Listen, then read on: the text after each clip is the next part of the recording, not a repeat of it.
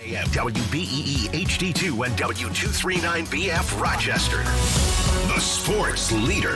95.7 FM and AM 950 WGR Rochester. An Odyssey sports station.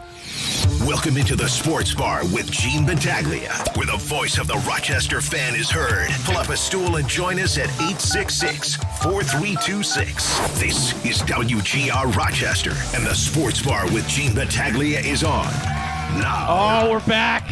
2 hours of sports talk excellence here in the Flower City. You found us. Tell a friend, as we are ready for you today here. 585-866-4326. That's our phone number. You can hear us on 95.7 FM, AM 950, free inside the Odyssey app. We are also on YouTube and Twitch. If you want to interact on social media, we're keeping an eye on our X account, our handle, WGR Rochester. First time since June we've been on the air, but vacation's over. We're back, and just in a timely, Tim Schneider, our producer, I don't want to. I'm going to assume your reunion went well. My reunion went awesome. One of the most fun weekends I've ever had. My vacation was awesome too, except for the end. No, I know, right? Well, look, first world problems on this. So every year I disappear to Cape Cod, right?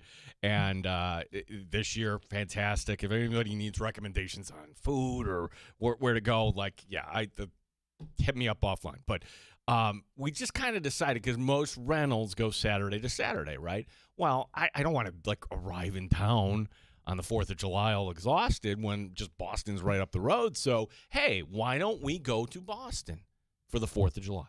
So one thing I did do correctly, and if we're friends on Facebook, you saw me put this on. I appreciate everybody's feedback on this. I brought two hats.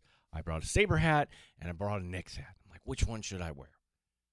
Tim, I wore the Knicks hat. I wore the Knicks hat going in, and did I catch flack? Oh, yeah. Yeah, people were just, anywhere I went, just like, yeah, we'll take care of you, but you, I don't know. I'm like, hey.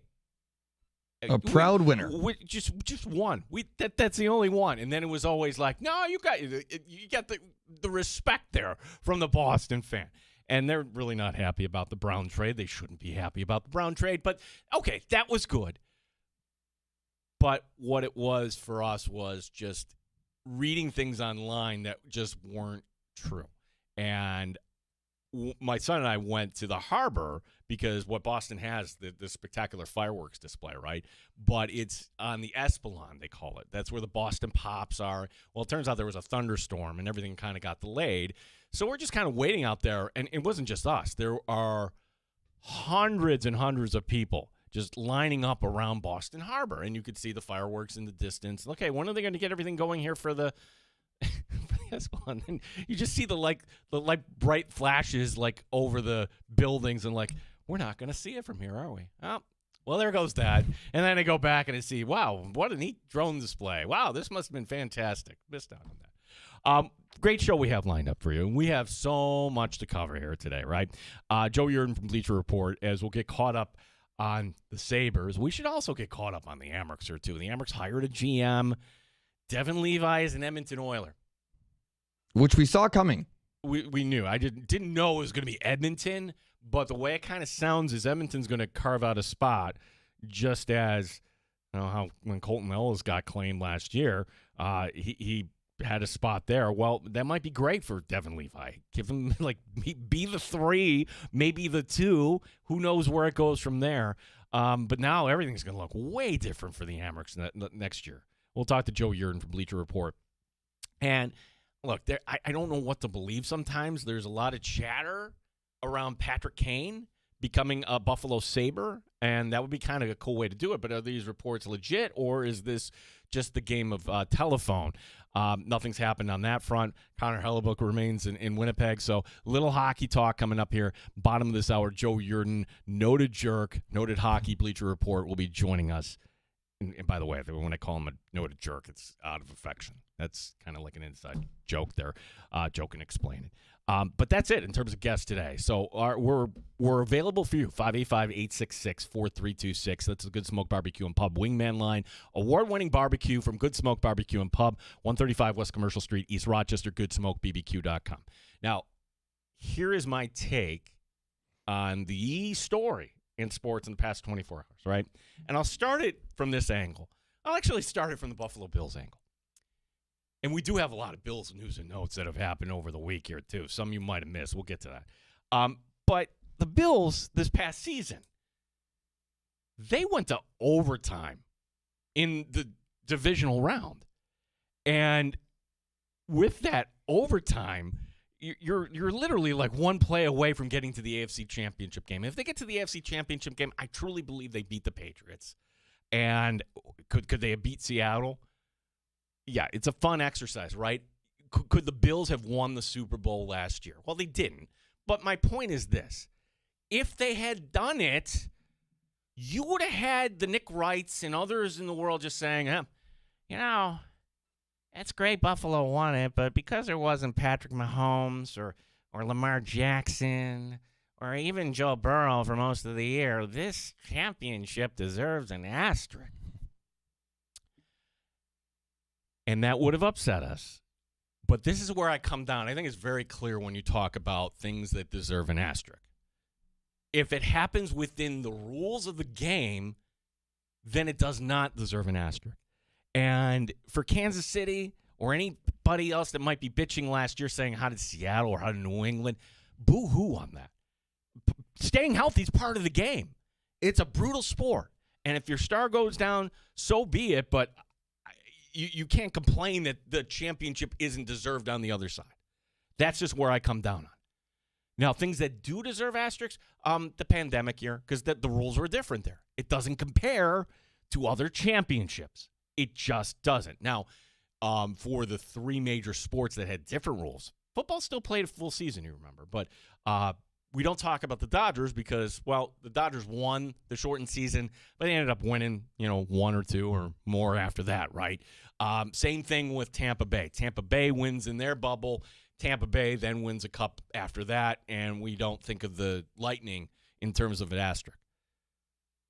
I think we kind of think of LeBron James as an asterisk. LeBron James, that would be, hey, he's great. He won a championship in 3 spots. And well, yeah, I guess. And maybe we're all on LeBron watch, by the way, too. I haven't seen anything. If Tim hits the breaking news button today, maybe that'll happen. But to me, the Laker bubble, hey, I'm not going to put that on the same level as a champ. They did what they had to do, but it doesn't compare to other championships. I'm sorry. It just can't.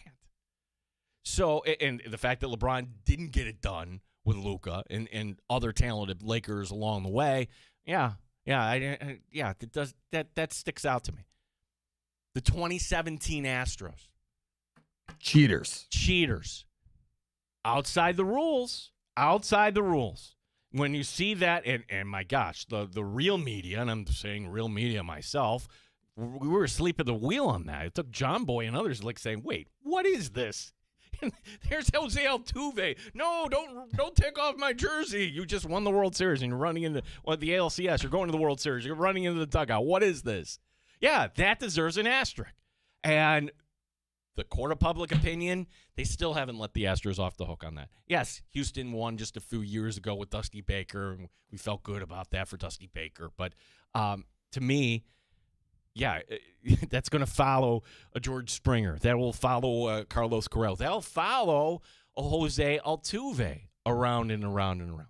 People didn't forget the Chicago Black Sox, so they're not going to forget the Astros. The Patriots are an interesting one. The Patriots because, again, it's that, that rising tide lifts all ships. Hey, they won it with, in some years where you couldn't figure anything out, but tell me about the Deflategate. Tell me about, the going in allegedly on the first Super Bowl win over the Rams and figuring out what the Rams were going to do with Belichick. I mean, there were a lot of things, Spygate, Deflategate. The Patriot resume is not clean, which leads me to the news of the day. Were you not stunned when you're just going about your business on a Sunday after the 4th of July, and then you get done with your business, you look at your phone wait, what? They're allowing Bellinger to play? Now, it's one of those stories that multiple things are true, right? Because, and I put it right in my timeline, Tim, where I was staying, it was fantastic, and outdoor TV. Yeah, The best. Outdoor TV And you're just sitting out there on your patio and watching this. And as it's happening in real time, like, you're kidding me. Like, they literally just gave him a red card. There is no intent, in my opinion, that Bellingham purposely came down with this cleat on the opposing player. It just seemed like one of those soccer plays, quote unquote. And it seemed like universally, of course, you had contrarian opinions. Universally, that was accepted. That was just a bad call. And now the United States, because of FIFA's rules, you get a red card, you're automatically suspended for the next game. Everybody knew that. So we've gone from the United States somehow being the victim and everybody saying, man, that sucks, to now, the favoritism and everything that's kind of going along with this. And, sometimes it's hard not to bring up politics and sports, but if the president weighs in and makes it known to everybody that he called the president of FIFA, and then shortly thereafter, all of a sudden this gets magically overturned. First time a red card, by the way, has been overturned since the 1960s in World Cup play. Only the second time ever for that. Look, it's a terrible call. It was. But there's not systems in place. It's outside the game. The sad part to me is I am like most of you, where I'm just kind of watching and enjoying. And it's fun. It's fun. We're welcome into the party, right? I am not a soccer purist. I'm not a soccer hater, by the way. I love baseball, and this is fun. When you watch Mexico and England last night, oh my gosh, that was fantastic. Up and down. Soccer has done itself very, very well, except for something like this. So it's my hope tonight, of course, the United States wins. But let's do this in a way where they just send Belgium packing. Like Belgium, their coach already coming out calling it April Fool's Day, that this is a joke, and now they become this victim that they're trying to rally the support. Tonight has a different feel to it. And it would be just, you can't understand, because somebody mentioned this to me, well, why not just not play him? No. Nope. For starters, hey, the president went out of his way to, say that he got the guy cleared, whether that's true or not, but I don't think I would want to be tempting that if you just kind of decided, you know what, just to make everything fair here, we're not going to play Balogun tonight. No, Balogun plays. I'm just hoping that he's not coming up with the plays tonight. Like, this is not the deciding factor tonight. How about Christian Pulisic? How about some of these other players tonight? And if Balogun ends up scoring, so be it. We have to go back to the original thing that, hey, the call was terrible. Didn't deserve, technically, in my opinion, not even a yellow card.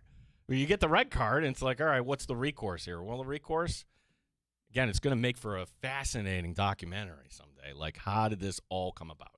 And it's something that, Tim, we discussed too. Like, if you wanted to say, hey, what is the most corrupt organization in sports? Is it the FIFA. IOC? Is it FIFA? FIFA, we missed out, I think, on the World Cup last time around for a few reasons. One, well, it's kind of one and the same, right? It was during NFL season. It was in December. Like, what? Who would do that? Well, when you put it in the middle of the desert and literally someone writes you a big check and they're not exactly welcoming to all, that's kind of corrupt there. It didn't seem like the best place to hold it. And if you're angry at me for saying that we shouldn't have held the World Cup in Qatar, my name's Gene Battaglia, okay? You can write to me and complain, all right?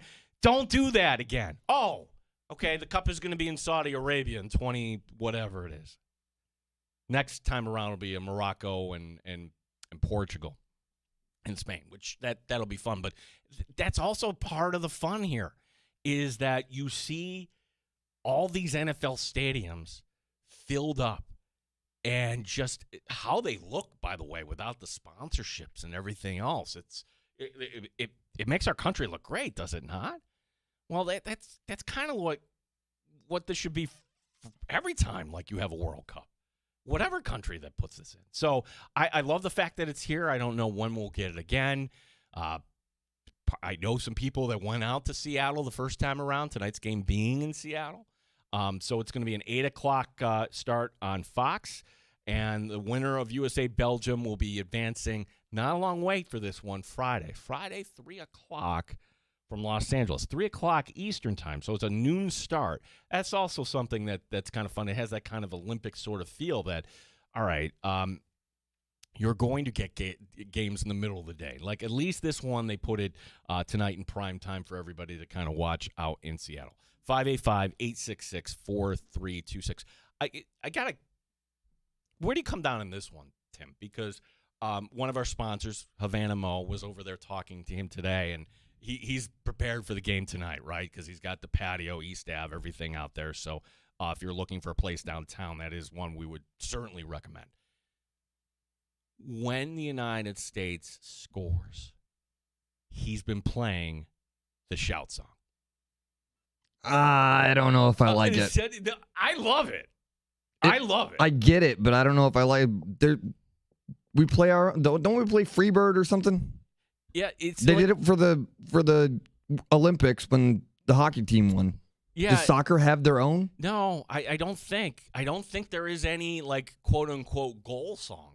But if you want to get everybody kind of fired up and then, hey, shout song, MO, free drinks on the house, hey, whatever it is.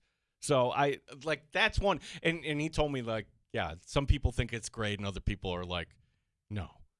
And those people are probably not Bills fans. I suppose I get it locally, but yeah, locally, but for the U.S., it doesn't really apply. No, but you can make it work here, though. But you can make it work here. Yeah. So that thank you to Vanamo for his sponsorship. 585-866-4326 is the number. As we are coming to you live from the High Falls Studios in downtown Rochester, United States. You want to talk about that? We could talk about some Bills news and notes that happened over the week. Tim, I've got 5 here. 5 Bills notes here. You pick a number. 1, 2, 3, 4, 5. 3. Okay. I'm not kidding you. You know, if you want to go to a place on the internet where you just see some of the worst human behavior, you're reading my note, aren't you? Like, go to the comment section on any TV news Facebook feed.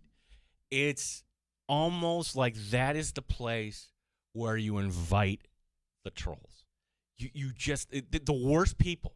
And look, if it's something that is silly, who cares? If it's more serious stuff, okay. And then and sometimes it gets out of hand. We're like, okay, is anybody actually monitoring this? I'm not waving my finger at any particular TV news station. But I'm just going to say in general, like this was just a slop house when, hey, you know what? You want to like have a story that doesn't get out there and get any oxygen? Maybe the Friday before a 4th of July weekend. I would just say maybe also the Saturday before the 4th of July weekend where all of a sudden Pico LA and the Bills are like, yeah, O.J. Simpson's not going to go on the Wall of Fame. And don't read the comments. Don't read the comments because, honestly, some people on there are just trolling. This great American, this great figure in Buffalo history, this great... Stop with it all. Please stop. Or just see it for what it is. Is that look, Tim, if I were like 18... and I was just intentionally... There are people out there just intentionally trying to troll. That's what I was at 18. Yeah. Like, I was a very, very, very bad internet troll back in the day. Yeah. Like, I think in my Twitter bio, it says recovering internet troll. You're right. So you probably would have been one of these people that would have been outraged that the Buffalo Bills are not going to honor the number 32 of O.J. Simpson. Cannot believe the guy that did such great things is not on the wall. It's one of those, if you saw a Simpson jersey going into the stadium today, and I hardly see it anymore, Tim, but you're going out of your way to troll. That's really what it was. And to me, great. Fantastic. Now, are they actually going to start issuing 32 on a regular basis, or does the rookie coming in trying to make the team like, nah, no. You don't even want it, right? I don't even want it at this point. You know, at some point, you're going to get somebody in college where, you know, it's an interesting psychology how athletes get so attached to their numbers, to the fact where if I got to have my number. I'll pay this guy for my number. I need my number. Can I have my number, please? Oh, that number is retired, unretire, and I'll come to your team. Like, they're weird stuff. Like Peyton Manning. Okay, that 17's retired in Denver. No, it's not. Come on over. Like, what? Yeah, like, there'll come a day where the Bills will draft a 32, I would think, and maybe that player will want to keep it. 585-866-4326 is our number. Joe Yurden, we'll have some hockey talk. Yeah, Devin Levi, will that work out in Edmonton? What's next with the Sabres here, too? A lot of ground to cover here since we were last with you. Thanks for joining us. Gene Battaglia here, WGR Rochester.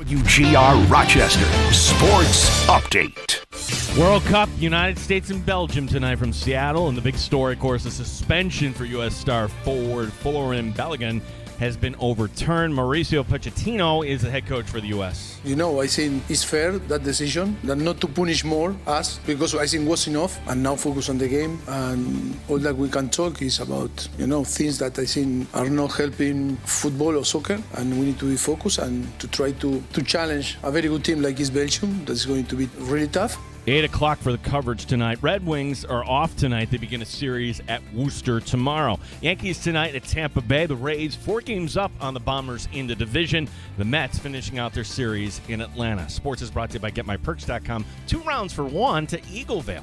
Gene Battaglin, the sports leader. 95.7 FM, AM 950, WGR Rochester.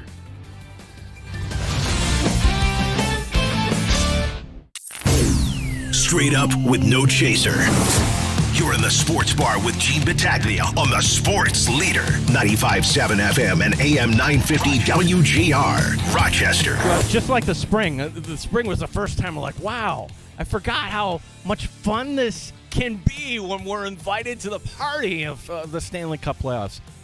Kind of to a lesser degree, but kind of that same feeling like, oh, hey, you know what? There's actually movement, and hey, what's next for the Buffalo Sabres? Are the right things happening? And to join us, a good friend of the show, as I pointed out when we call him Noted Jerk, I'm just doing that because actually, Joe, it's kind of a term of endearment. Joe, you're in today. Joe, how are you? I'm good, Gene. Yeah, it was an insult that was turned a platitude very quickly when it started all way back in the day. Right, and now Noted Jerk became Noted Hockey with Bleacher Report. Joe, appreciate your time talking hockey in July, which was a lot of fun. For some American fans will be like, no, really? We knew this was going to happen, right, with Devin Levi.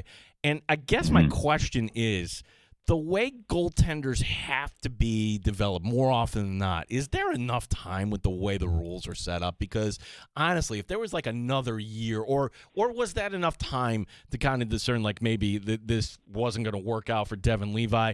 Joe, I'm just wondering if this is going to be a situation where maybe we'll see Levi actually flourish in Edmonton. Your thoughts on the Sabres doing what they had to do and getting something in return for Devin Levi?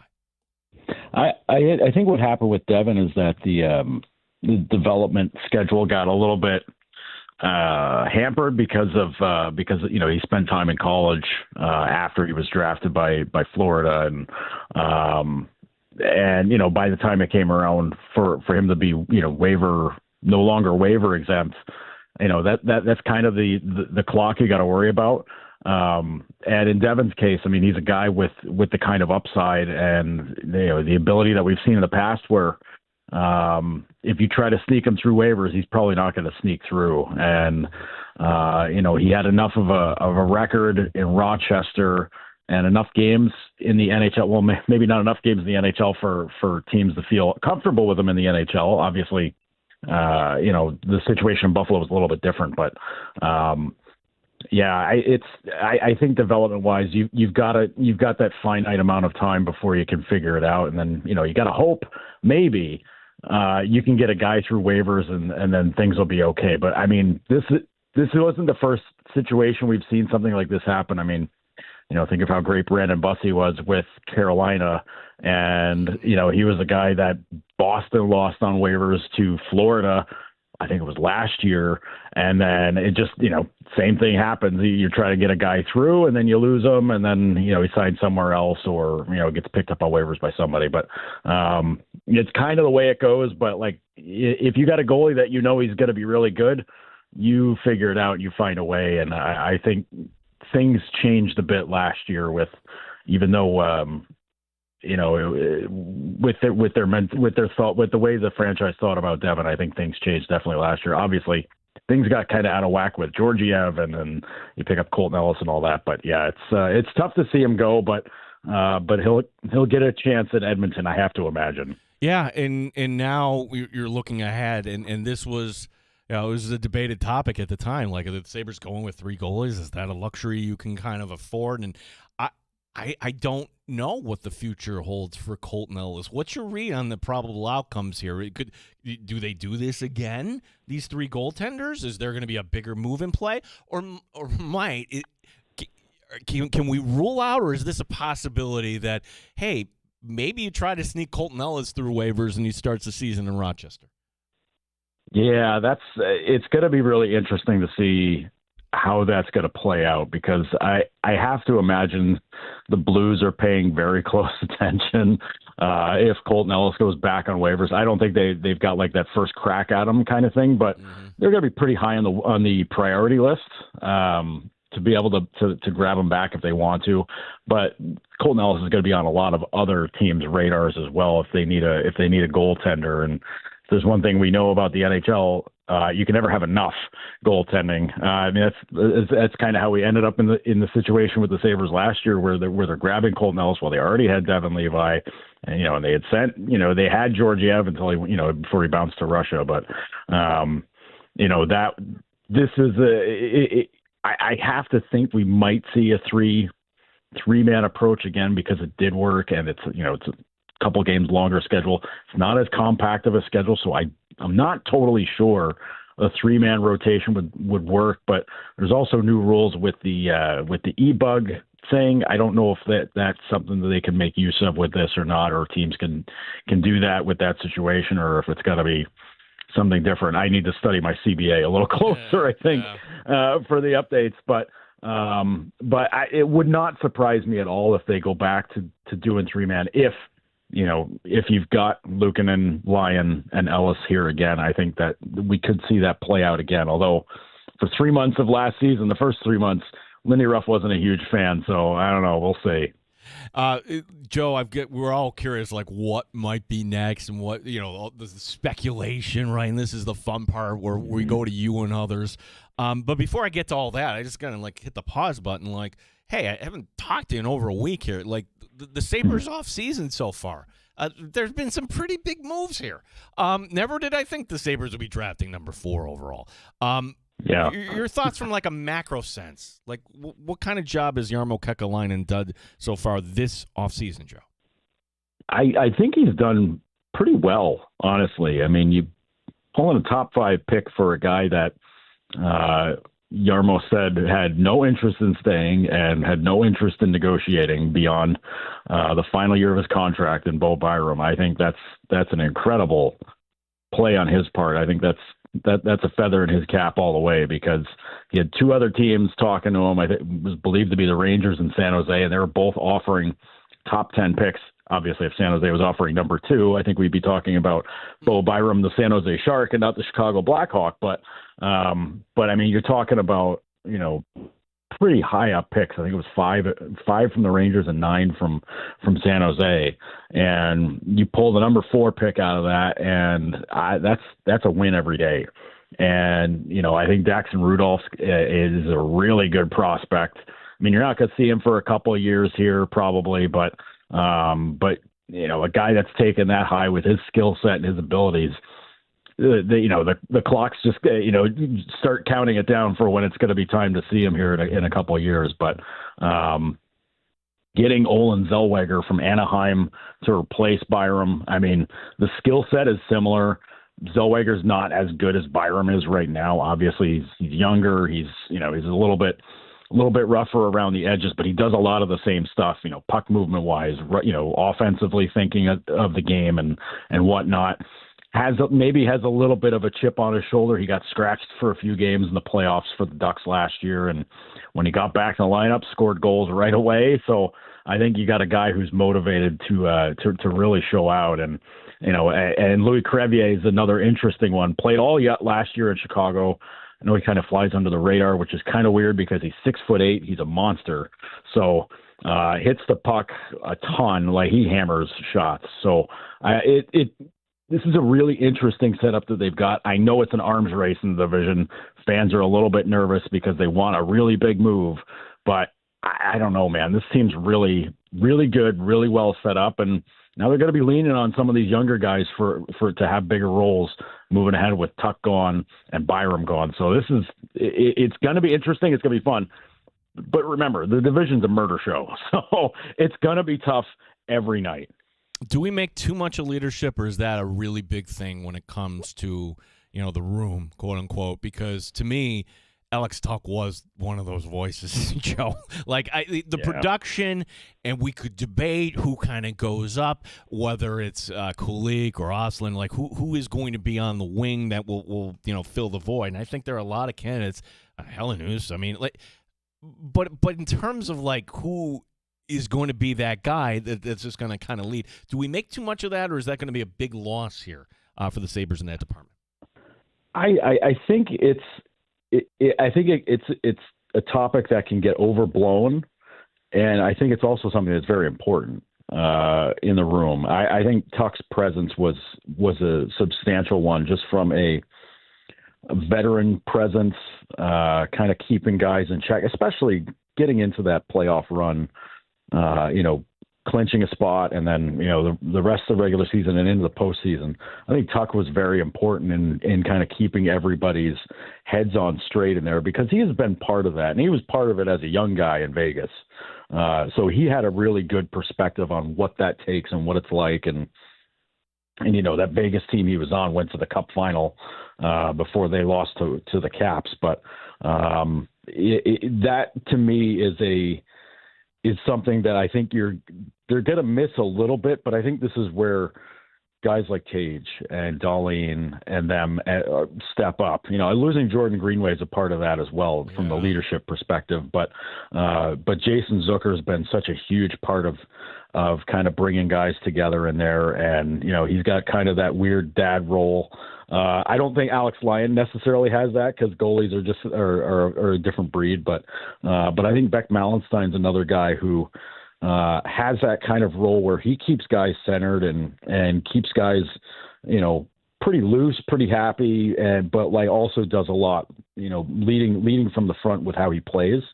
That helps give guys a little bit of extra go in their game. So, you don't want to put too much on guys that are lower in the lineup, but I think Malenstein's a guy who's got kind of like some of those role model tendencies. But this is where that timber of the room changes a little bit, with Darlene and Thompson kind of stepping into that role where it's like, okay, you guys have been leading already, but now you got to take a little bit extra, a little bit more of that and move it forward.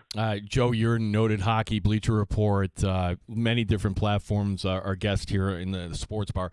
Kind of an Amherst sort of question, or maybe it's not an Amherst question, but Connor Sherry, he's back in the organization. Is this an Amherst signing, Joe? What are your thoughts on Sherry coming back? I think it can be. We know he's going to be in there to compete. We know the forward room is very, very crowded still, even, losing Alex Tuck. But Sherry was in with the Rangers all last season. But the year before that in Tampa, he spent a lot of time in Syracuse. He spent most of that last season with the Lightning in Syracuse. So I think that's a move where, if he's in Buffalo, okay, but if he's in Rochester, I think that's even more okay, at least as far as the organization looks at it. I think Dennis Gilbert's kind of in that same vein. The defensive room's pretty full up, but also like you're talking, an injury or two away from him being right there and ready to go for it. So and he's a guy who could win a job out of camp as well. That's always possible. But I think those were signings made with Buffalo in the kind of at the front of the mind, but also like it's like, hey, if they're not, if this doesn't make a fit right out of camp, we can get them to Rochester, and I think that would work out really well for them. We know how kind of green that Rochester defense is going to be this season, adding some new faces that came in late last season, but having that leadership, I think, up front, forward wise with Sherry and having a guy like that would go a long way to helping them out, because we know they need more depth. We know they need more, they need a little bit more there no matter what. And, all the signings they've made since July 1st have had Rochester kind of at the front of the mind. There's one signing I think we've all been hitting refresh on, and it's been held up. And I'm having deja vu about this because it was just recently, like Patrick Kane. Hey, he's available, and no, he went to Detroit, not Buffalo. Here he is again, and a lot of rumors out there. Joe, he's 37. I think we could all say though that if the money's right, you would certainly want him in here. But the longer this goes, I'm just wondering if this isn't going to happen. What's your read right now on Patrick Kane? I think everybody in South Buffalo is trying to manifest it. Yeah. Honestly, I think everybody really wants that to happen. We know he went to Detroit with playoffs in mind because Detroit has been on that precipice of getting back to the postseason and then maybe being a team that can kind of take off, and it hasn't happened yet. And it may not happen now that Dylan Larkin might be on the move somewhere else. Maybe if Steve Yzerman doesn't lock him in roster prison and say, well, you're not leaving, buddy. We're not moving you. Good luck. We'll see how the fans respond to you. But I think with Tuck leaving, it feels like there's a spot where I think luxury-wise, if you could get Patrick Kane on your team and you could say, all right, we want you specifically for ozone starts and power play and basically run our power play, be a big part of that. I think Buffalo would do that in a heartbeat, but it doesn't work that way.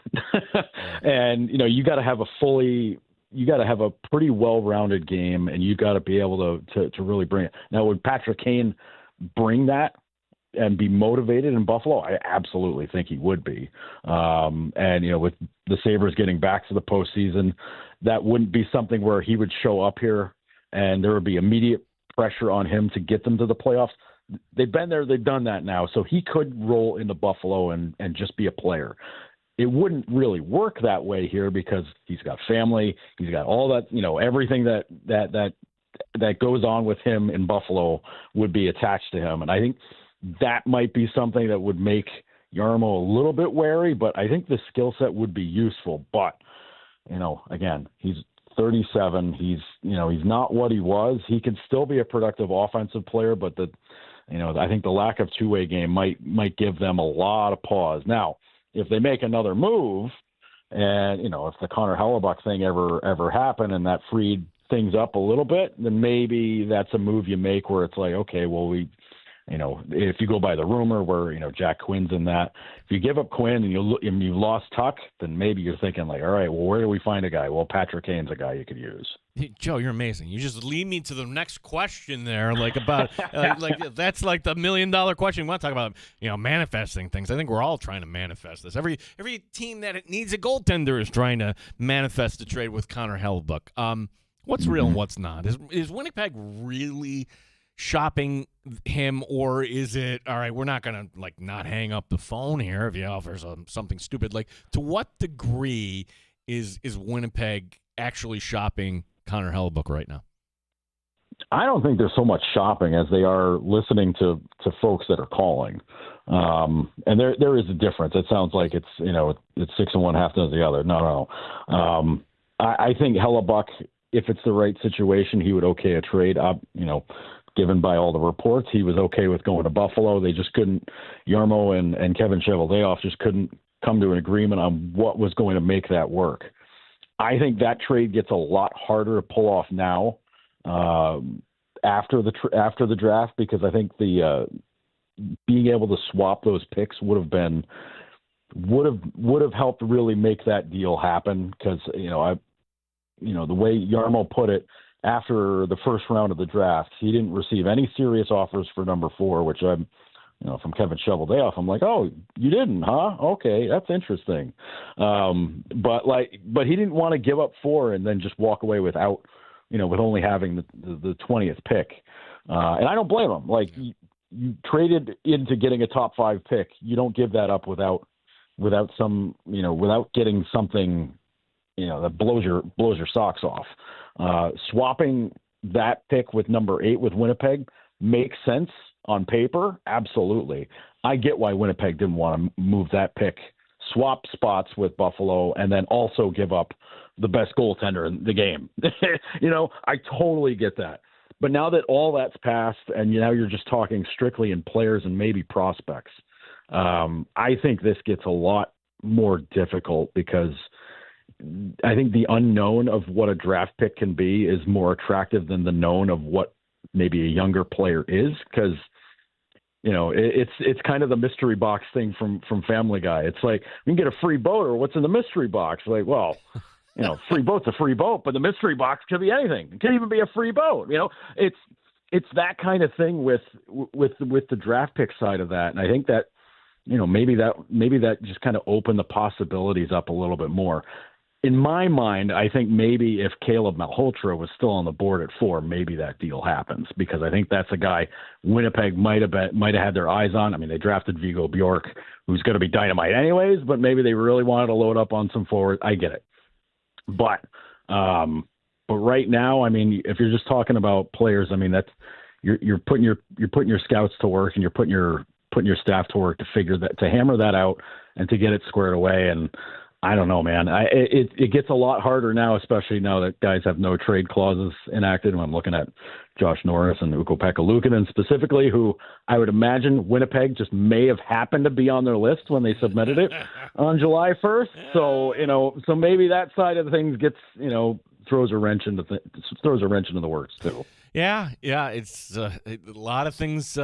Curious to know what will be happening. And Joe, last one for you, because development camp also kind of wrapped up. And the thing about the Sabre draft picks is, hey, they're nice. They're not going to help us this year. Like not in Buffalo, not in Rochester. But anything stand out to you that from that camp that just wrapped up last week? It's tough to take a lot away from practices and. A glorified, a fun and games kind of scrimmage. But I think the guys that you're going to see in Rochester this year, I'm very hyped to see how they do. Max Sturback, Gavin McCarthy, Jake Richard. I think these guys are going to be a lot of fun to watch. A lot of interesting development there, especially with Sturback. I mean, he's 6'2", he's 200 pounds. 2-3 years at Michigan State. He's gonna be a fun player to see how he grows and he develops at this next level, because he's pro size now. He's got a pro mentality. He's a player. He's gonna be a really good player. Richard, so much skill, great shot. I want to see how that works at the AHL level when guys are trying to kill him out on the ice, because that's the way the league is. I think those guys are going to be really interesting to watch. Another year of Mertka, provided he hasn't been traded for Connor Hellebuck. He's so much bigger and stronger now. Him at a full year in the AHL is going to be really interesting to see how his game evolves there as well. And like I said, McCarthy, captain at BU, does a lot of those little things, can play a little physical, a little nasty when he needs to. Really want to watch how these guys play at that level, because they're interesting. They're interesting players. It might not get people out of their seats and excited. Maybe Richard will, because he's going to do some funky stuff offensively. But I'm really interested to see, just because this is the development. This is a real hardcore development side of things with these guys after drafting them. Joe, you're Noted. Tell everybody about Noted Hockey, where they can get more of your content, Joe, as these next few weeks are going to be interesting. Yeah, notedhockey.com. I've got a lot of summing up to do, and we got all summer to kind of get caught up on what's going on with the Sabres. And who knows, maybe we'll have more to come, although I think everybody's run screaming for the cottage country now. But Bleacher Report, we'll be going all summer with stuff there. I'll be looking at the underrated signing so far in free agency. That's coming up tomorrow. We got our power rank. We did our post free agency, even though free agency is still going on. Power rankings. Hey, the Sabres are a top 10 team in that ranking. I don't want to spoil where they are, but hey, top 10. So yeah, we're who would have thought? We're keeping. Yeah. Hey, honestly, when you're a good team, you start off pretty high. So yeah. Yeah, it helps. It helps. But yeah, lots of stuff going. But I don't want to keep anybody from the beach either. So no, that's what you do. Like bring us up on the phone. Yeah, bring you on the beach. That's exactly it, Joe. We do a little more reading this time this year, Joe. That's we have a little more time in the summer. Joe, you're the best. Right. Yeah, appreciate your time, bud. Be well, man. Hey, No, appreciate it, Gene. Thanks so much for the time. Yeah, Joe Yurden, noted hockey. Yeah, this is the time of year where you're doing a lot of reading. I'd like I'll go get my one fantasy football magazine. I see it already on the newsstands. We'll get to that. Fantasy football, yes, it's coming. I'm not gonna, wish my summer away, but it's the time of year you start thinking about that. Also, like looking at the NHL schedule, please, por favor. It's not like the NFL schedule, but I do like to kind of envision. All right, when are the Sabres going out west? Are they home on New Year's Eve? I can tell you this. It's being reported that the AHL schedule will be released on Thursday. So, and that's kind of the same boat. Like, the Amerks will play, Syracuse 12 times, right? But I also like looking at, all right, what is the game the Wednesday before Thanksgiving? How many games did the Amerks get over the holidays? Like that's the stuff that you look forward to when it comes to hockey releases. It's nothing like when the NFL puts their, schedule out where it becomes, Joe used the word cottage industry, whole week worth of content. Oh my gosh. And, we're just kind of waiting here, but we've reached actually, we are only 3 weeks away from the start of training camp at St. John Fisher. So, yeah, this really, and all of a sudden, once we get into that, yeah, things will be flying by. I mentioned I had 5 news and notes regarding the Buffalo Bills. I only got to 1, that being OJ not going up on the wall. That was one of those stories you might have missed because the Bills purposely mentioned that on a Saturday, leading into a holiday week. Like, yeah, maybe we don't want to talk about this now. We've got other news and notes to get to, including Tim, your bad take. Excuse me. Tim Schneider's great take of the day. This one's a good one, I promise. Okay. My expectations are low. All right. 585-866-4326. That's the Good Smoke Barbecue and Pub Wingman Line, award-winning barbecue from Good Smoke Barbecue and Pub, 135 West Commercial Street, East Rochester, goodsmokebbq.com.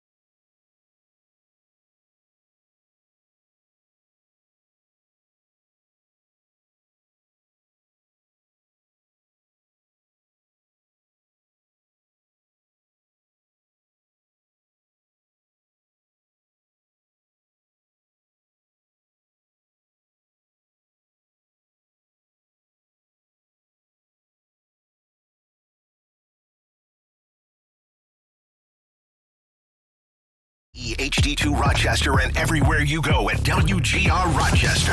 The sports leader. 95.7 FM and AM 950 WGR Rochester.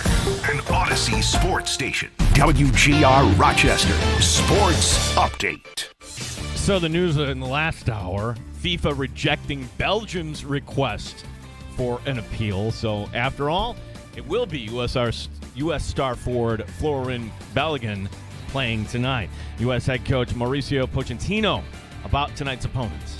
My view about Belgium is full respect. They have an unbelievable player with experience. I think it's an unbelievable team, one of the contenders of this World Cup. I was thinking in March and thinking before they started the World Cup, and I'm still thinking about that. It's going to be an amazing challenge for us to face one of the greatest teams, in the world. That's 8 o'clock tonight from Seattle. Rochester Red Wings, they hit the road this week. They're off tonight, tomorrow, the beginning of the series in Worcester, Mass. Yankees at Tampa Bay. The Mets finishing their series in Atlanta. Gene Battaglia, the sports leader, 95.7 FM, AM 950, WGR Rochester.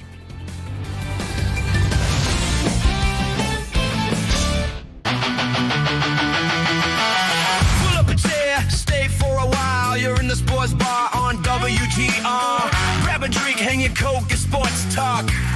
Live from Western New York. It's a master show. 9 times better than your typical host. 9 times. Gina Tim F takes much hotter than most. No one cares when you're out. Sabres, Bills, Americans, Red Wings, and Nighthawks. Sports bar for Rochester Sports Talk. Hour number 2, you found us. Welcome, come on in. As we're so glad you joined us here in the sports bar. As I'm going to mention one story and going to connect it to another. As you can join us at 585-866-4326. That's the Good Smoke Barbecue and Pub Wingman line. And we were talking about this before we went on the 4th. By the way, we are back. All right, so vacation over. It was great, and hopefully you get some time off if during this summer. Timmy's back. Dan DeLorean is in the other room. So the whole crew back here with you on the sports bar here on WGR Rochester. My name is Gene Battaglia. Before we talk about this, like Jessica Pegula, what is it going to take for her to get over the top? And Pegula has grinded her way through a couple wins. And tomorrow, she's on in the next round, 8:30 a.m. Eastern against Coco Gauff. Okay, well, that's going to be difficult. But ultimately, what is it preventing Pegula from getting her first major? And I said simply, hey, I think it's just a kind of a timing thing. That Sabalenka, she's really, really good. She's very, very good. She beat her, easily in the one U.S. Open final a couple of years ago. And then we had the story. Oh, wow. Welcome back, Naomi Osaka. You realize Naomi Osaka is only 28. She's won a couple of U.S. Opens. Was fantastic. And then we just kind of wrote her off like, oh, mental health issues. I guess we won't hear from her again. And she knocked out Sabalenka. So maybe Osaka ends up winning Wimbledon. Now we're really kind of sitting up straight. My point is this. Like, if Pegula ends up winning Wimbledon, you can't give her an asterisk for that. Like, this legitimately happens with the bracket, the way it happens. I don't want anybody saying, yeah, but Sabalenka wasn't in the final. Too bad. She lost. She lost to Osaka. So for Pegula, this is a golden opportunity, is it not? To get Wimbledon, of all places, to get your first major? Like, the asterisk idea that the United States, my gosh, they win this, they get to the round of 8? It's unbelievable that this will happen. Well, I think they would have done this regardless if their star player was playing tonight or not. I am not Mr. Soccer. There's so many people that are so much smarter than I am when it comes to soccer, amongst other things. But legitimately, like Belgium, this is an opponent where you're on your home turf. You would figure the United States should win this game without any help from your star player. But, the controversy, unfortunately, in the last 24 hours with the red card being overturned has led to the discussion that, hey, this win for the United States might be tainted in some sort of way, that FIFA is corrupt. And the idea that Belgium was trying to appeal something when there is no formal appeal process, it's like going to your parents like, oh, yeah, hey, can I stay up later? No. You're grounded. You're grounded. Are you yeah. sure? Yeah. Well, hey, you're grounded. Well, I don't want to be grounded. Okay, you can play. Like, that's how, in the end, we as U.S. fans shouldn't feel any conflict whatsoever here. It was a stupid call to begin with. And if you're upset with me on that, well, I'm sorry. I think that the United States would have won this game regardless. So I don't want any talk of any asterisk or anything else that may happen tonight. It just seems like when you have time in between games, you fill time with talk. And that's how we are. And believe me when I tell you, like, we'll be on to the next thing. World Cup has been fantastic, has it not? Has it not exceeded your expectations? That Cape Verde-Argentina game, unbelievable. Last night, Mexico-England, to the point where people like the executive producer, she's into soccer. I don't have to twist her arm like, hey, let's watch the game. And certainly a lot of people tonight will be going out.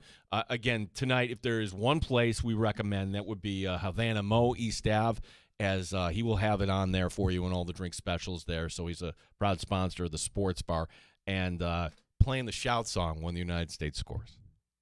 Hopefully they score a lot. Hopefully they score a lot. We just hit that button again. And then at that point, okay, we're up 5-0.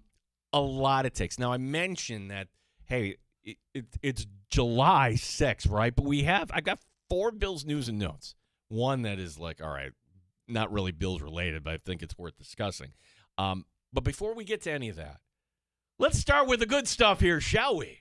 It's now time for Terrible Time Timmy's Terrible Take of the Day on WGR Rochester. WGR Rochester. It's Terrible Time Timmy.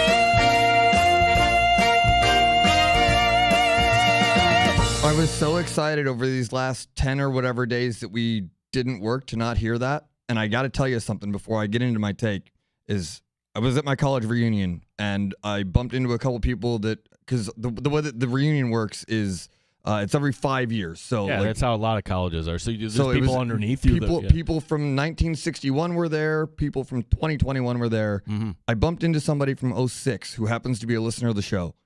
First person I saw What's once I his got name? on, his name's Juice. Okay.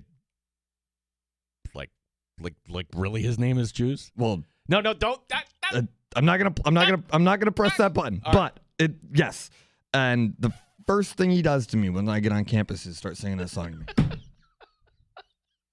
And that's gotta be I annoying. cannot escape it. You cannot escape it. It's art at its finest there. And yeah, so I was excited to not have to hear it. And the first thing I do on my vacation is hear that silly song.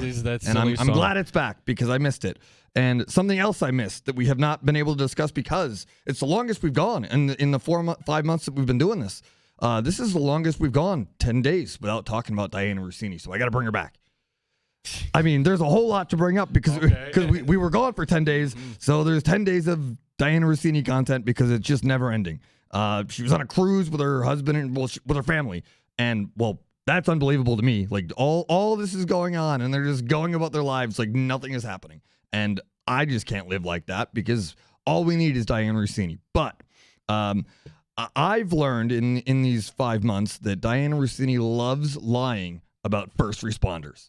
And so we had this story. I think the last time we talked about it, we were talking about this story with the calling the coach on the day that McDermott got fired. And we assumed it was Mike Vrabel. It was not. It was not.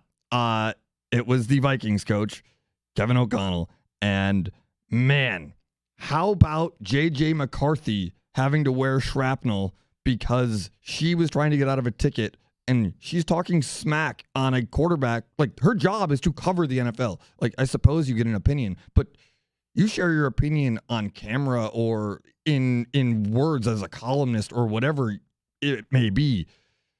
Knocking J.J. McCarthy to a police officer to get out of a ticket while talking about how great her job is absolutely wild to me. Like, J.J. McCarthy's not even there to defend himself. That poor guy. So there are a lot of things I'd like to comment on. And I just like just overall, just how, like you mentioned this, just how oblivious she is. All right, let's just talk about it from a professional standpoint, because when she just kind of embellishing the story or just whatever it is, how can she not realize that things can be fact-checked? Like, that's her job. The majority of our fine men and women in blue wear cameras, right? And there are freedom of information laws that you can go and actually pull up the video. And I don't know how this video came out, but I'm glad it did, because you know what? It just shows that she's a little fibber. She is. I guess if you live this alternate lifestyle, like it comes like second nature to you. But like to do that and not understand that the camera was actually on you after you got pulled over, and just the entitlement is absolutely disgusting. It's disgusting. Like, you get pulled over, and your excuse is, I don't know if you know who I am, but Sean McDermott just got fired. Like, I'm sure Sean McDermott's happy. Like, how am I getting pulled in those? I don't like, yeah, great. Bring that up again. Thanks. Appreciate that. Don't ever go to the, do you know who I am or do you know what I do? Okay, first of all, Diana, you're an NFL reporter. You're not a first responder. Give me a list of things that would just say, hey, this is important. I'm also a first responder, and I'm a doctor. I'm rushing to the. There are only a handful of things that you could say, hey, reporting and making sure I'm getting my tweet out or whatever it was, stop with that. Full stop. She was in a swimsuit, Tim. I saw, yeah. I mean, she's living her own dream. Again, like, oblivious. Like, okay, maybe not oblivious. Like, can you imagine you're just on a family cruise? You're on the family cruise that, by the way, goes on in New Jersey. So you're going down to the Bahamas, and it's the summertime, and then you're just sitting there like, hon, that's Diana Russini. That's actually her husband. And to the point where I can't get this story out, because I'm in Boston, Tim, down by the seaport, and I walk by a Shake Shack, and I think about this poor fool of a husband. Right? Like, he's just like, okay, can you please? Like, what is the... Can anybody take him seriously? At this point, can anybody take either of them seriously? But how is this still a thing? Like, how are they still married, I guess, is like... No, I think it's clear. I think he gets his jollies off it. I think that's which is weird. I mean, this is more of a break room conversation, Tim. All right, yeah. Get back to sports. I gotta be careful with that one. I got a dump button. Yeah, exactly. I mean, it's or he has just such low self-esteem. I feel bad because now it's like, all right, you're going to a public place with your kids, and and you're a notable figure now because of this. You're blurring out the kids' photos. Like, what are you doing to these kids? Just lay low. There are plenty of places that if you wanted to get away for a week with your family to hit the reset button, that might be a little more quiet. And don't tell me, they're more expensive. You make legitimately $800,000, or excuse me, you used to $800,000 a year on a budget now. I suppose. yeah. You got to go on the Carnival cruise. All right, we can't go to the big resort there, the private resort there. What is the beaches? Do they still have those things? I don't even know. Thank you, Tim.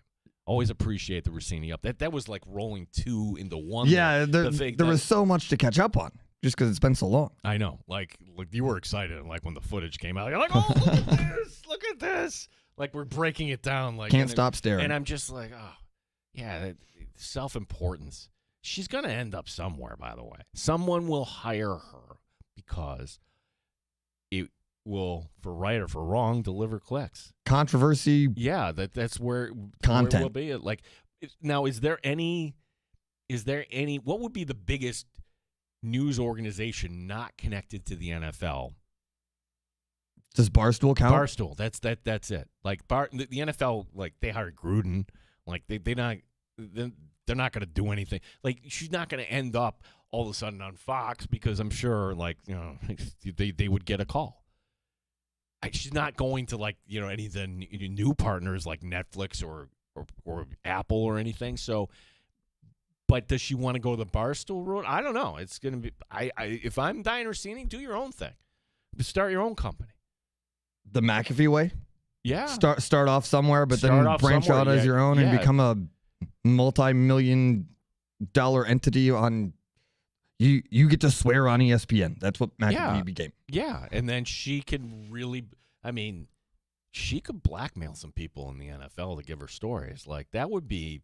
Those are the stories I want to hear. I don't need the embellished. I got pulled over and I FaceTimed a coach, which didn't occur, and then I made everybody look silly. I want the stories that are true. In the NFL that she has. That has not been exposed yet. Yeah. That's Tim.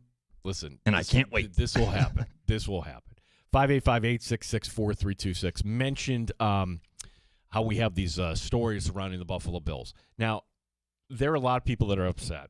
And I get it, right? Like, number one, Bills camp is shorter, a lot shorter, right? They're here. It's a little week and a half. You're lopping off a week. But I understand it. And ultimately, I think it's kind of one of those things that, hey, if you're looking to make money, eventually this will migrate back to Buffalo, right? We've been saying this for years. We see the writing on the wall.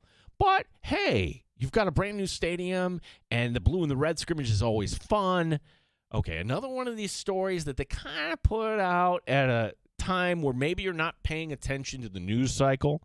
Maybe, for instance, I'm not Diane Rossini arrogant enough to think, hey, when's Gene taking his vacation? Oh, good, he's taking around 4th of July. Let's put this out there now. No. They're not doing that, okay? But in general, a lot of people in our area, there's a lot less chatter, like, and including this week. So with that being said, the blue and the red scrimmage, always kind of an interesting way to bring back the Bills to Buffalo. And you can't call it free. It was always like a $5 donation. Well, guess what this year, folks? There is no donation. Because unless you have a season ticket, you're not going to this event. Damn. But why didn't we connect the dots on this before? Personal seat licenses. That's what the definition is. It's a stupid tax that somebody came up with years ago, and the tax is this, that you will pay this amount for this seat, but you own the rights to the seat, whether we have a concert or whatever event we put in that we charge money for. Before this goes to the public, you, Mr. PSL owner, get the opportunity to purchase this, right? And probably, Tim, because, all right, what's the hope? Like, you'll get a big country act.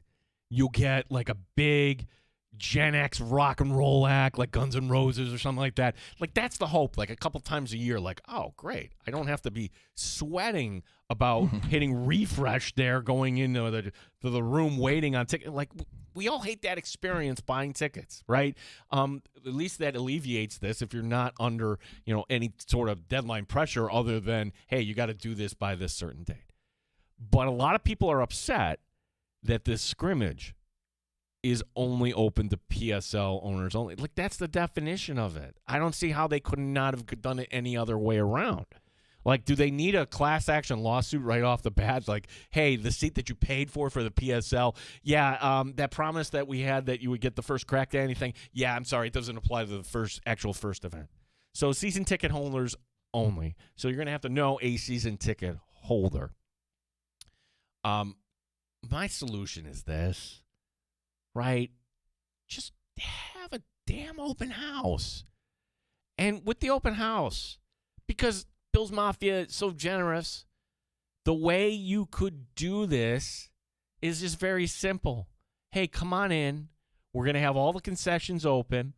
We're going to have some former Buffalo Bills signing autographs, Thurman Thomas or whoever may be. All right, so you get to meet some Bills greats. You get to do all the things, the fixings that you would get with any fan fest. And you know what? We're just going to ask for a donation. But the donation goes to, it's going to go to the Ochai Children's Hospital, or it's Golisano Children's Hospital, I believe now. Same thing here, in Rochester. We're gonna give it to charity. That's all we're asking for, right? Like, we want to go into the stadium. We want to see what it's all about. Let me in. Yeah, but no. This is the price of admission. Hey, now all of a sudden that blue and red scrimmage has become a way hot ticket, and if you're allowing that only for PSL members,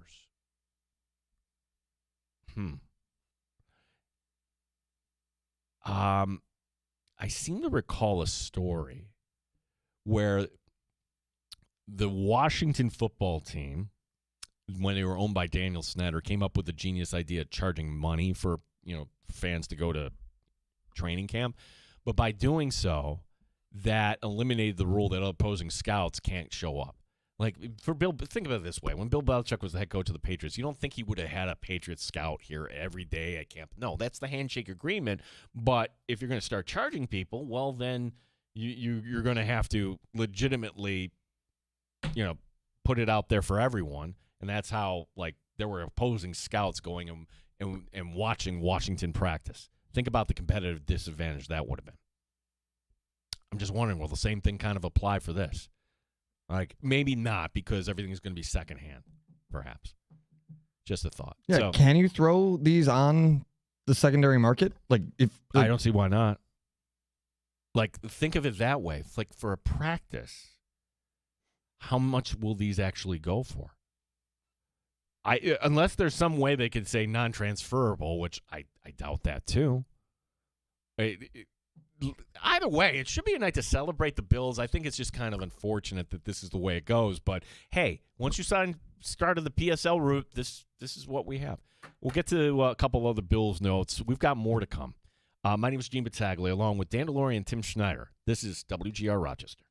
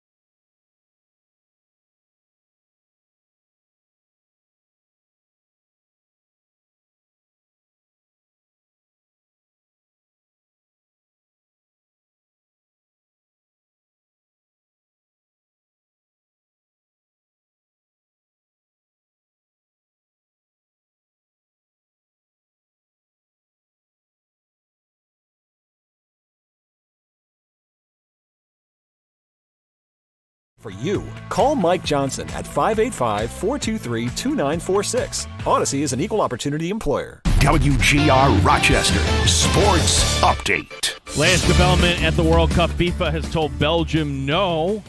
There's not going to be an appeal. U.S. star forward Florian Balogun will be allowed to play tonight. Mauricio Pochettino is the head coach for the United States. You know, I think it's fair, that decision, that not to punish more us, because I think was enough, and now focus on the game. And all that we can talk is about, things that I think are not helping football or soccer, and we need to be focused and to try to challenge a very good team like East Belgium. That's going to be really tough. Round of 16 tonight, U.S. and Belgium. That game, 8 o'clock from Seattle. Rochester Red Wings travel day for them. They begin a series tomorrow at Worcester. The Yankees at Tampa Bay. The Rays 4 games up on the Bombers in the AL East. The Mets tonight finishing their series at Atlanta. Gene Battaglin, the sports leader, 95.7 FM, AM 950, WGR Rochester.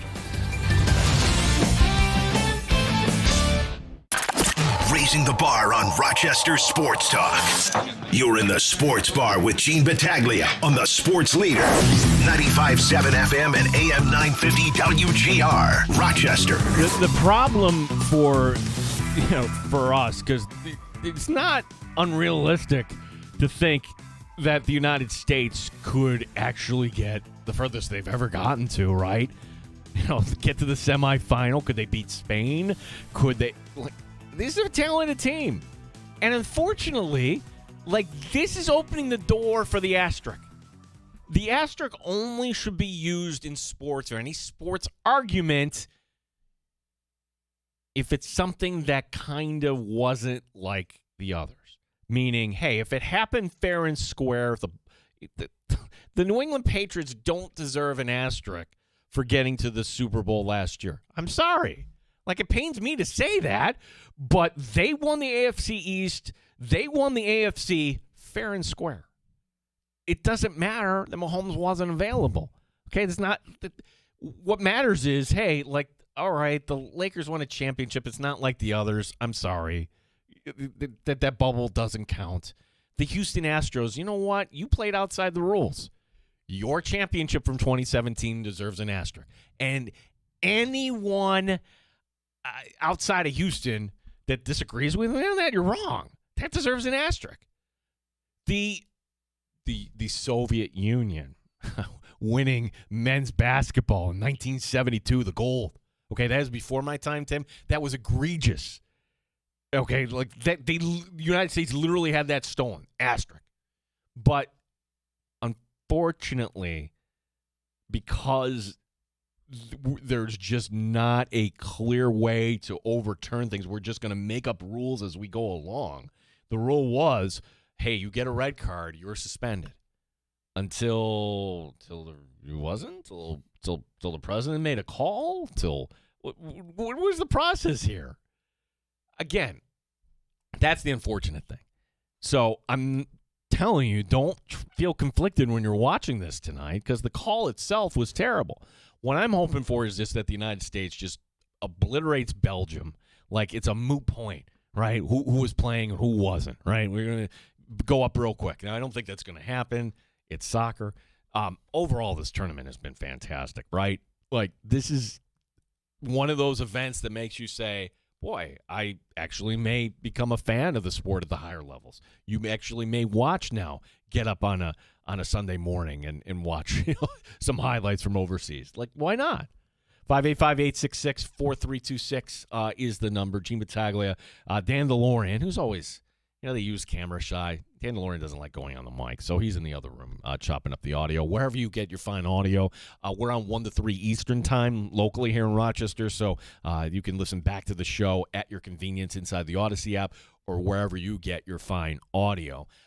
We're at the day and age where I've become numb to the uniform change or the alternate uniform, even when it involves your favorite team. And if you're listening to this show, I'm going to guess that you have a feeling one way or the other about the Buffalo Bills, right? And last year, the alternate uniform was kind of one of these. They're going to roll this out. Basically, the City Connect, what do they call them? The rivalry uniforms. and the Bills kind of had a winter theme for the rivalry uniform. Okay, that's kind of going away, but that doesn't mean, hey, let's roll out something new. There is one person that has caught his industry out of this. His name's Chris Creamer. He reports on nothing else other than uniform changes in sports. And if he's putting it out there, that means this is true, in my opinion, that on July 27th, that is a Tuesday, or is it a Monday? It doesn't matter. What day is that? It's a Monday. It's a Monday. Okay. So on Monday the 27th, we're going to have a story for you in the sports bar that, well, we told you on Monday, July 6th. Okay. The story isn't that Gene doesn't know how to do remedial math. The story is that the Bills are putting out another alternate uniform. And I already know the way this is going to go because people just going to go like, I don't like change. And if you want to wait until the 27th, then I would suggest, you want to listen to this. It's going to be a gray uniform, but they won't call it gray. It's nickel. Nickel City, Buffalo. It's officially kind of a color that you don't really know is in the Bills uniform set, but it's there. Well, now it's going to come full front and center. It's almost like, hey, like that little lime green in Seattle years ago. Why don't we just kind of make that our uniform? We'll just run around like a bunch of highlighters. What do you think? Somebody came up with that idea. Well, kind of along the next line, like a color that is in the Bills color scheme that you didn't even know was really there is going to be now the primary color. Nickel jerseys, nickel pants. I don't know what color the socks are going to be, but the helmet is going to be blue. A blue helmet, and the logo is going to be new too. Think of it this way. Do you ever hit the zoom button on your computer and then, okay, everything's kind of blown up? It's almost like they're doing that with the Bills logo, where you're just going to see the horn and you're going to see the racing stripe, and that's it. Wait, so we're doing like a Fred Flintstone hat? Kind of. Yeah, almost. You can look it up there, Tim. See if you can find it. But it's – and when the Bills – gave that tour in the new stadium, you see this logo in a few places around the new stadium that the Bills have now a secondary logo. That the Buffalo does not have kind of the feet to go along with it. You can't tell it's a buffalo. It's just kind of a horn. It's just kind of a generic horn with a stripe. So like any uniform, I'm going to kind of reserve judgment on this until we actually see it in practice, but there's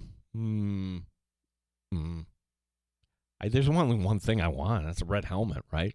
Are we actually going to get the red helmet to see in the new stadium? Which, all right, last year we had 3 helmets. You had the normal one. You had the City Connect or rivalry one, and then you had the red helmet. So maybe that'll be part of it too. We are at the point of the season where the NFL has run out of things to try to satiate you for news and info. Just simply saying, hey, let's look forward to some new uniforms, and here's how they're going to look here. So we will have an alternate set of uniforms for the Buffalo Bills that will be unveiled on July 27th, and I'm sure at the time when they're unveiled on July 27th, we'll learn exactly the date that you will be watching the Buffalo Bills on TV in these uniforms. And I'm sure on July 27th, you can go order the stuff online as well. 585-866-4326 is our number. I mean, to me, I'd rather talk about, all right, how do we round out this roster for the Buffalo Bills? Because when we last looked, right now they're at 90, but there's still a lot of guys that are just sitting out there. One of them not coming back to Buffalo. He didn't come back last year. I like when Rasul Douglas came over. I thought he gave the Bills kind of a spark coming over in that trade from Green Bay. But then how they used him the year after that, and then last year was sitting out there and they ended up in Miami. Rasul Douglas now ending up in Washington. It's hard to kind of discern what is real and what isn't when it comes to dollars when they put this out. But if everything goes right, he can make up to $3.8 million. Where's Trey White going? This is the time of year where, all right, you should be making a decision if you're a player that doesn't want to be there for spring practices, I hear you. I wouldn't want to be there anyways. If you're not getting paid extra money, if the bonus isn't going to be any greater for you to get in there in April or May or June, then you know what? Let's table this till July, and I'll take my chances that we'll be in the same spot from the negotiating standpoint. I do think the Bills could use really a fourth corner. You have two good young corners in Maxwell Harrison and Igbinosun that are going to compete, and I'm looking forward to that. That's going to be fun. And I'm not going to say that the job is Harrison's. From the get-go, sure, he'll probably get the first team snaps, but they're going to take a look, I'm sure. Why wouldn't they at IGB? But I'm also going to say that beyond those two, on the other side, you have Christian Benford. Who's your fourth corner? For all the talk about depth and anything else, there is a big, big need for corner 4 on this team. And you could say, oh, we have guys that are versatile, like the nickel guy we signed there from Atlanta. No, you need a fourth corner on this team. So I'm wondering, like, if it is a player like Tre'Davious White, is it a money thing? Or is it, all right, well, did you not see how I played last year? I'm better than being corner 4. The way to stay in this league is actually to be on the field and to make plays. Probably a combination somewhere of the two, I would think. Somewhere of the two. So I just think that, hey, there's going to be, if we get to July 27th and we don't have another Bills signing between now and then, I'll be surprised. I'm expecting a little bit more of a roster churn, and maybe it will be somebody that's brought back in, but or this just could be simply a new era. And the days of, hey, we're bringing back this veteran player that you really, really liked and he knows the system, blah, blah, blah. Maybe those days are coming to an end with, hey, a new head coach, and in this instance, perhaps more importantly, a new defensive coordinator. 585-866-4326 is the number. One other note. When he was in Buffalo, Marcellus Wiley is a second-rounder. That was right at the end of the golden era of Bills football. At least for me, the golden era, right? Like going to 4 Super Bowls. But what people forget is after the 4 Super Bowls, we missed in 94. I mean, they're competitive. They reinvent themselves. You get back to the playoffs with Kelly, and then you have Flutie Johnson, which, okay, that was controversial, I suppose. But, yeah, you were competitive. You got back to the playoffs. And Marcellus Wiley was this defensive end, rotational, got paid by San Diego, left, and then things kind of fell apart, not because Wiley left, but that was just one thing. But Marcellus Wiley coming out of Columbia, and whenever he was on ESPN radio, I was kind of took pride, like, hey, that's somebody that, took a different route. Ivy League, Buffalo, does well enough in Buffalo to get a big contract, ended up with the Cowboys as well. He was... Marcellus Wiley was arrested on the 4th of July. An alleged domestic battery incident. And some of these details right now that Mike Florio pointing out, they're awful. But there are allegations, and I always feel kind of like uneasy because it's a tough thing, right? Like you want to make sure that everybody gets their due process, and you want to make sure that we're not jumping to any conclusions or anything like that. But on the other hand, for things like this in general, because of that, like domestic violence, you don't need me to tell you, this is a terrible thing. And it's one thing to read about the allegations and you just say, oh, well, okay, we'll let that play out. And then it's another thing to just see an NFL player in an elevator and Ray Rice, and then, again, that when you see the video of something, it's much different. So for Marcellus Wiley, it's unfortunate. It's just kind of the bottom line is, like, you are in this situation. You put yourself in this situation right now that you're in. 585-866-4326 is our number. Last call coming up. Other things that we haven't gotten to, including some of your texts or tweets. And we'll set you up for tomorrow as well. My name is Gene Battaglia, Tim Schneider, and the Dan DeLorean here in WGR Rochester.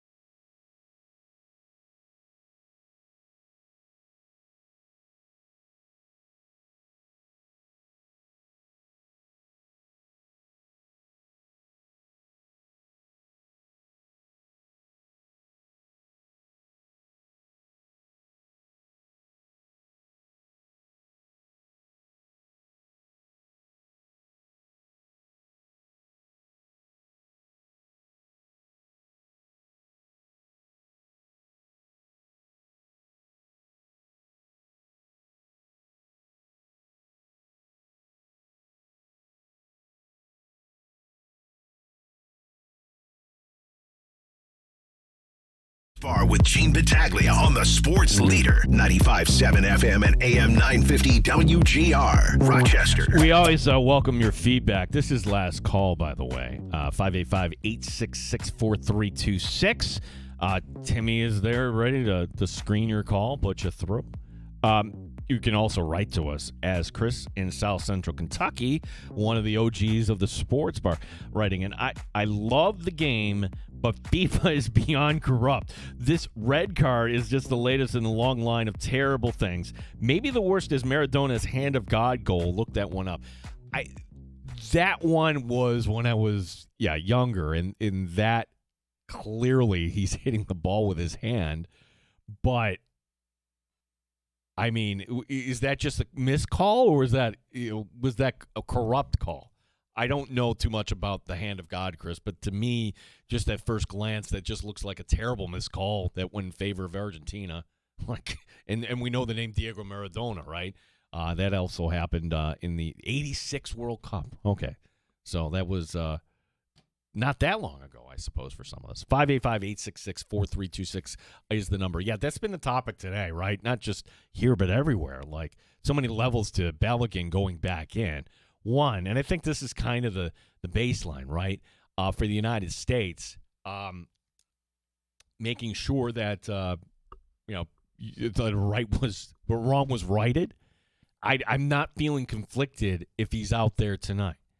Like, this was the correct result in the end, even if it kind of came through the back door, so to speak.